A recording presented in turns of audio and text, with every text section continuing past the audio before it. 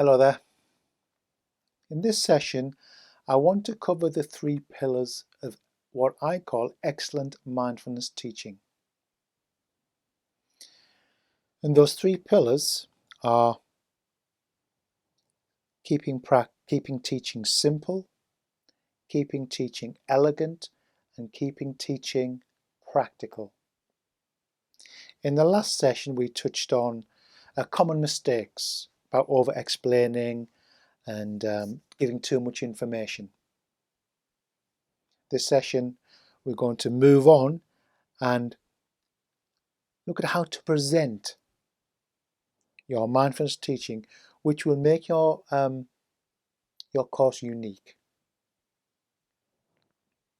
So, simple, keeping teaching simple.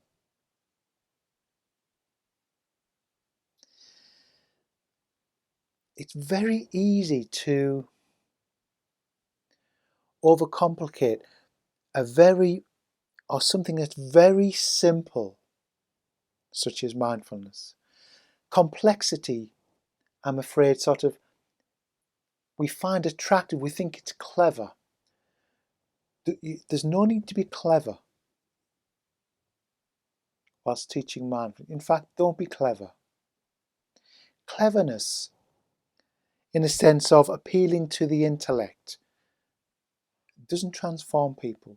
What transforms people is when something comes from your heart and touches the heart of your student.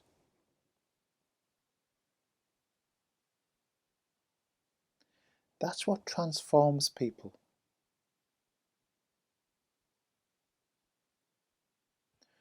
I call this approach, I sometimes joke on the courses, and I'll say there are many traditions of meditation. There's the Tibetan tradition, over 1,000 years it's been around. The Zen tradition, similar length of time. There are the Southeast Asian tradition, the Theravada tradition of mindfulness. And there are many others, the Indian tradition, all with such profound wisdom. But there's another tradition, which I call the teabag tradition, which is even wiser. Okay, and the teabag tradition is we just sit, or our students just sit, and they're like a tea bag. We just drop, like you drop a tea bag into a pot with water. We drop the teachings into our students and let those teachings brew, let them permeate.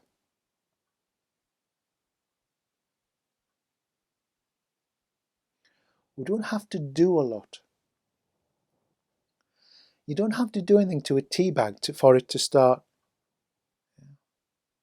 But you don't throw a tea bag in a pot and then another one, another one, another one, another one.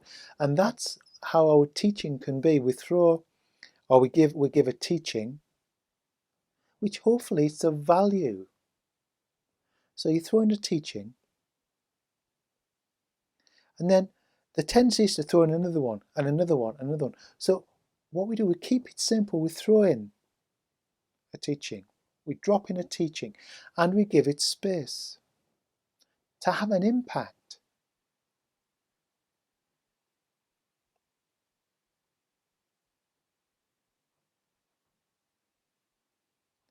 Just like that space, just like that pause, didn't that have an impact? And we're not doing anything. It's the absence of doing something. So follow the tea bag tradition. You drop in a teaching and you stand back. It might be for 5 seconds, 10 seconds. Sometimes I will sit there for a minute after I put in a teaching. Because a good teaching, it often leaves people or your students speechless, silent.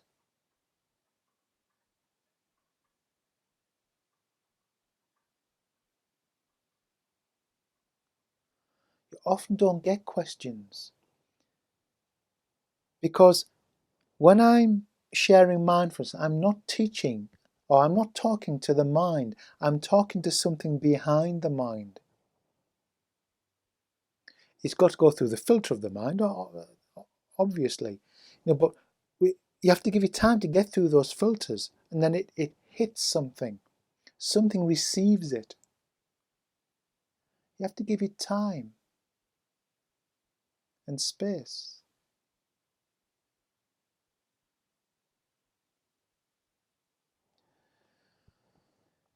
So let me say a bit more about simplicity.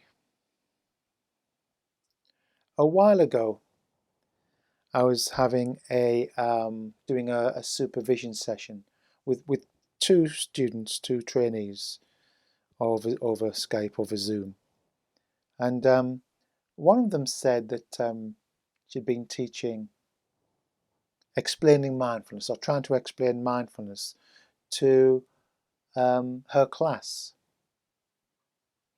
And then two people spoke up. They said that, they just don't understand what it is. They just don't get it. So I said, what did you do then? He said, well, I further explained it, tried to explain it in different ways, and a missed opportunity. So, keeping it simple.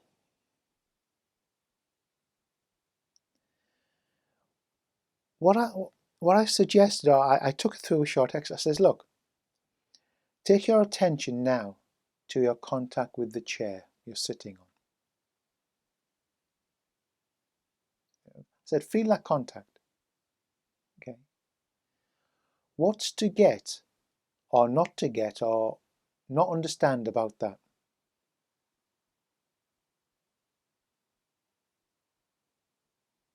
And what did she do? She went silent.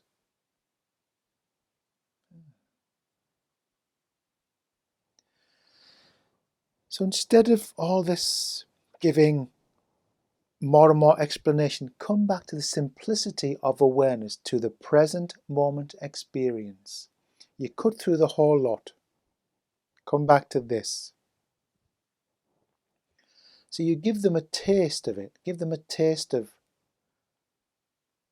mindfulness, of meditation.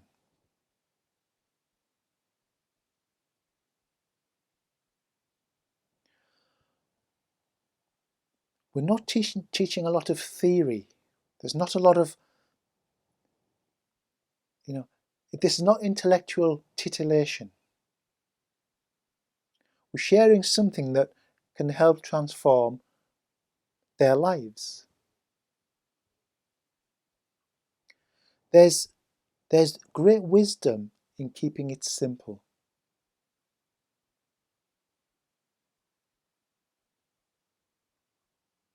Don't overcomplicate it. See, awareness is simple. Mindfulness is simple.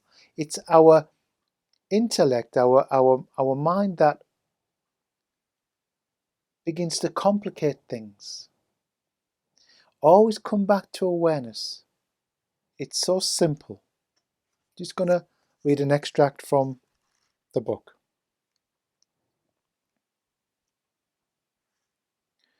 The word simple means easily understood, presenting little difficulty, not elaborate. See, feeling a contact with the chair now, it's not difficult. It's not elaborate. You don't have to have a theory about it. This is not philosophy. It's the same with the breath.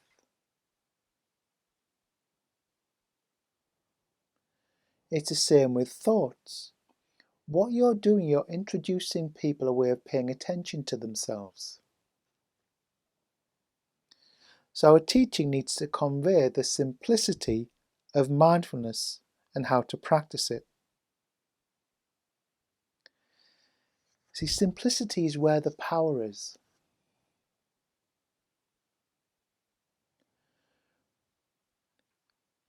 Very early on in the course, I may just allow the students to give me some of their story, a little bit of their story about their past, or just a little bit, but not too much. I'm not interested.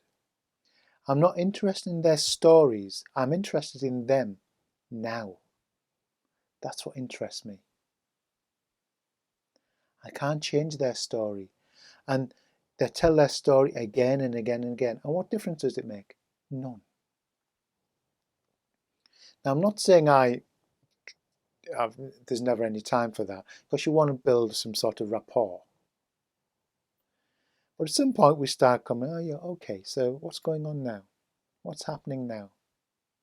This is what I'm interested in.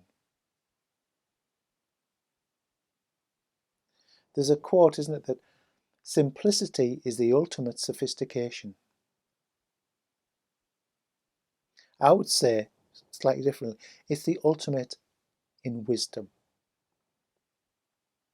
It has more impact than all the philosophy and all the theorizing can have. Simple. A taste of an apple is simple. If you give people an experience of something, it's simple. It's when you talk around it, it gets complicated.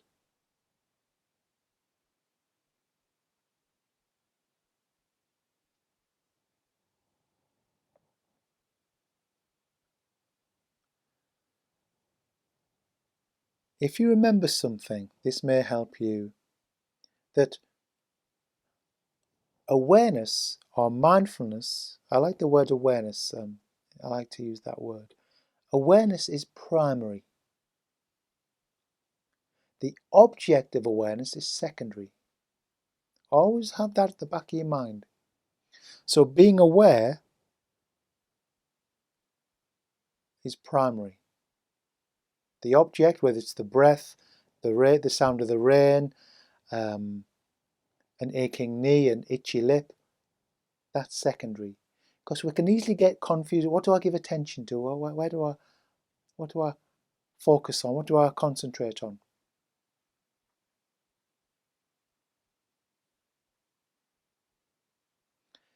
What practice do I do today? It doesn't really matter, see.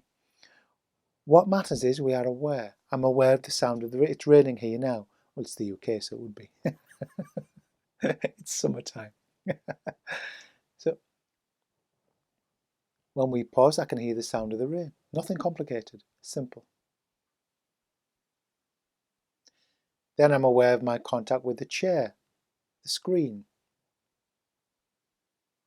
the flashing image of the microphone unit. See, awareness is one thing. It's simple. And if we can stay with awareness, teach from there, we keep our teaching simple.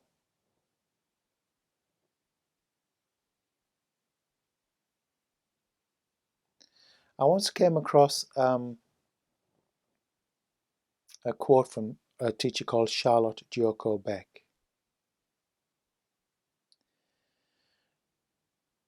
And she says, elegance is refusal. And that's really interesting. She said, an elegant woman knows what not to wear. And she said, always keep practice elegant. Oh, what a beautiful way of putting it. But also keep teaching elegant. So what do I mean? So it's related to what went into the first session about overcomplicating things, overcluttering. An elegant room is not one that's cluttered. A Zen garden is simple and elegant. See, when something's elegant, you notice space, and someone who's maybe an elegant woman or an elegant man, you notice not just them, but there's a spirit, there's an energy to them. It's same as an elegant room. You notice the space.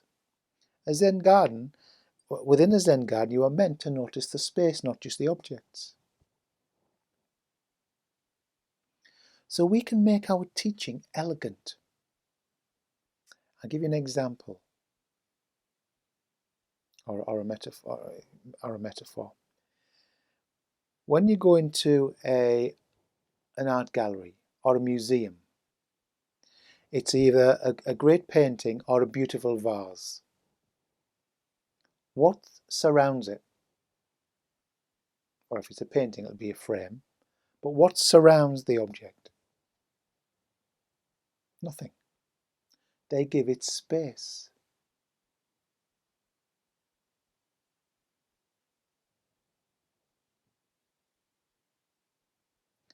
They don't cram them all together and it's just one big massive, 100 paintings and there's no gaps between them. There's space there.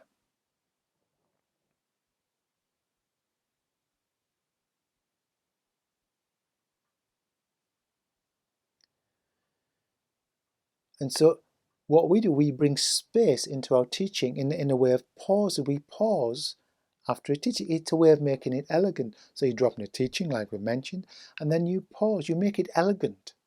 And elegance is related to beauty. And if something's beautiful, you value it. Now, why should our teaching be something of value?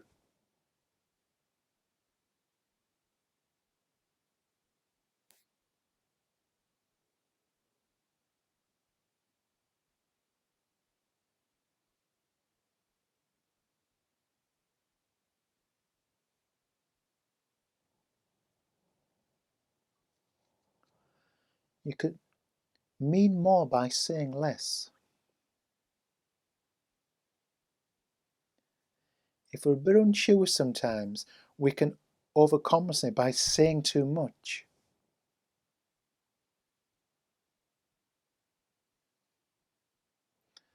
So learn to make your teaching elegant.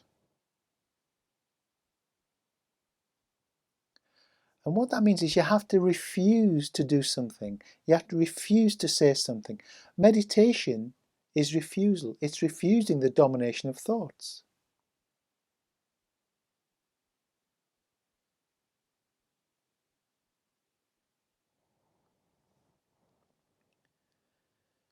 We are learning to value our own teaching, and when we value our own teaching, students will value it. Not every one of them. We don't.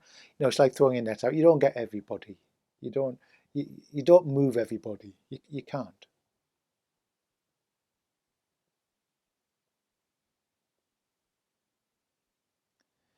But it's this elegance that gives your teaching something. It gives it a spirit, a something that's indefinable, unutterable.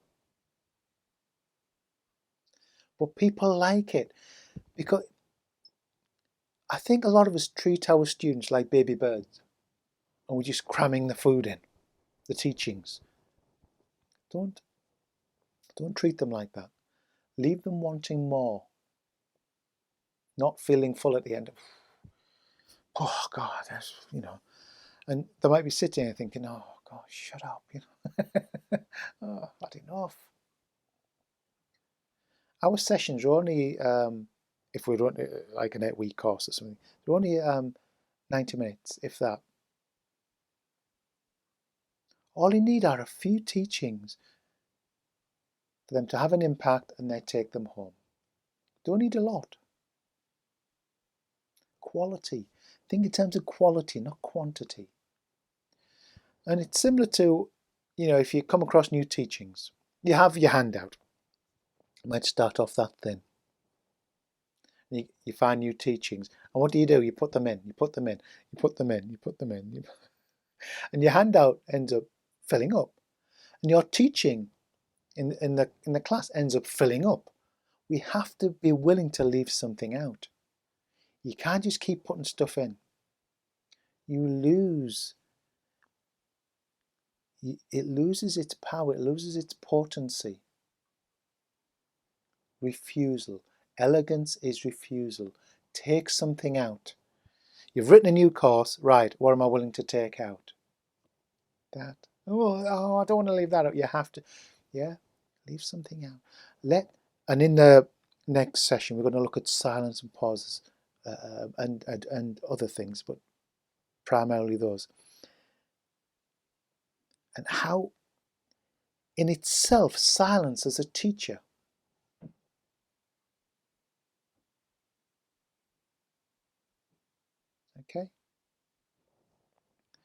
So simplicity, or keeping teaching simple, keeping teaching elegant, is all well and good, isn't it? But it's also got to be practical.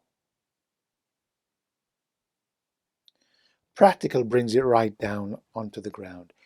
It makes it relevant to a person's life, to their relationships, to their loved ones, their family, their friends, their colleagues, their people they come into touch with, their workplace, how they treat themselves.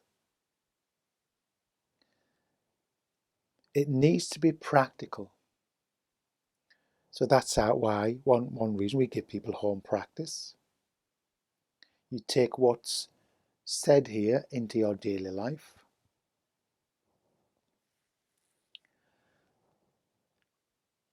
See, mindfulness it's a practice of transformation. That's what it is. It's not entertainment.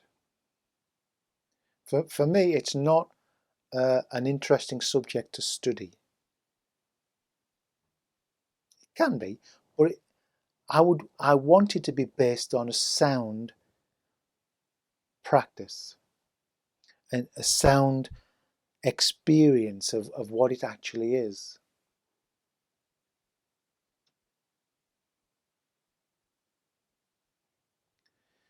So you get practical. You show people how to pay attention. You show people how to work with their thoughts. So I'll just give you an example. We're sitting there, or your student is sitting there. They're feeling their breath. And they're lost in their thoughts. They're feeling their breath. They're lost in their thoughts. And at the end of the meditation, they say to you, "Oh, I can't stop thinking. I was just lost all the time." Well, first of all, it's not about stopping thinking. It's not about having a blank mind. Again, that's practical in itself. But even more practical is showing your students how to work with their busy mind, with their thoughts. What do they do? What do they need to do? They're lost enough in their thoughts, so what do they need to do? That's what they want. They want you to show them. And I use what I call thought labeling. So, we're sitting in our meditation, or we're doing something in everyday life. And let's say a student finds themselves lost in thought and they don't know what to do.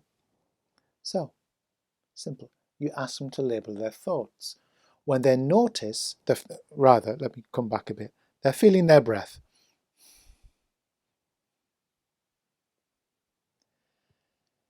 Not quite like that, but they're feeling their breath.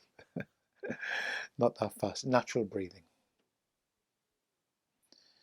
Then when they notice, then they're going to get lost in thoughts. Then they're going to notice that they're lost in thoughts.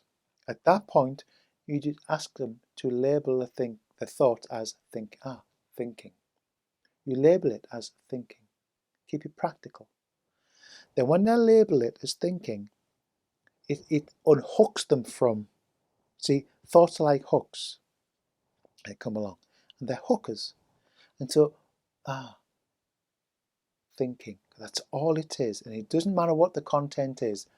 We come back, we label it thinking, and then that allows us to come back into the body. Come back to the body.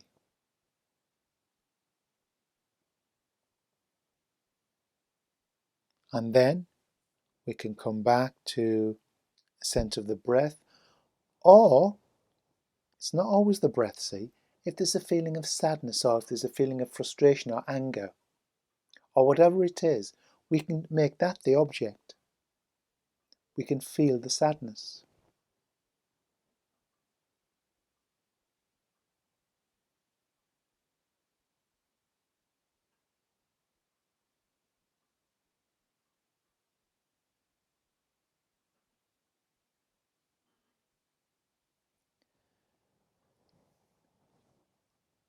So they go together, keeping it simple.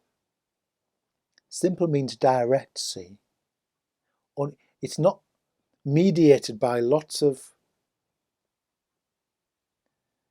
ideas and theories, which we can easily, oh, interesting, but we miss the essence. If you keep it simple, the student tastes the essence of what you're pointing at. See, all teaching is really pointers. I'm pointing to the flowers, but the finger isn't the flowers. The words are not mindfulness, if you know what I mean. The word apple is not an apple. The word fire doesn't burn your mouth. So all we're doing as teachers offering mindfulness, we are, in a sense, we're just pointing. That's all we're doing. We're just pointing to what mindfulness is. There it is. It's here. It's nowhere else. It's not somewhere else. We can be aware of this. I always get lost in thinking. Be aware of that. Be aware of the sounds. Be aware of your feeling contact with the chair, with feeling rushed. Be aware of that. Be mindful of it. Are you with? So it doesn't matter. Always bringing people back to that sense of awareness.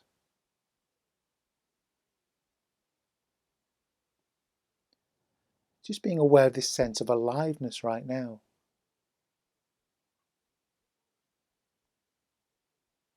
Just want to see if there's one more thing that I may have wanted to mention, but I feel like I've forgotten something.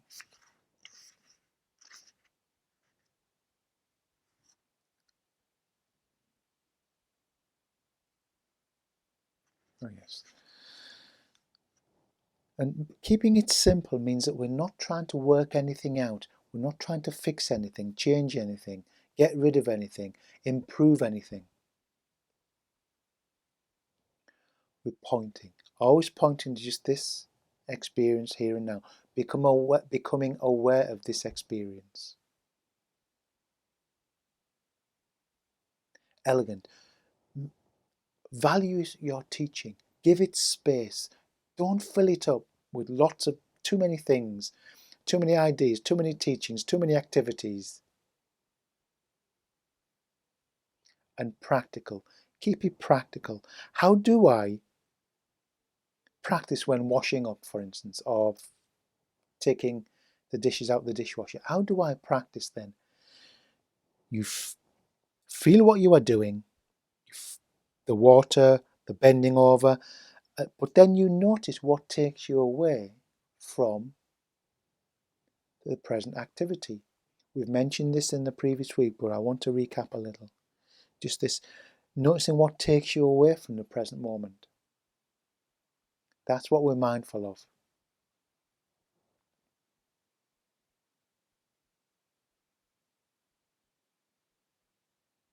Simple, elegant, keep it practical. The 3 pillars of excellent mindfulness teaching.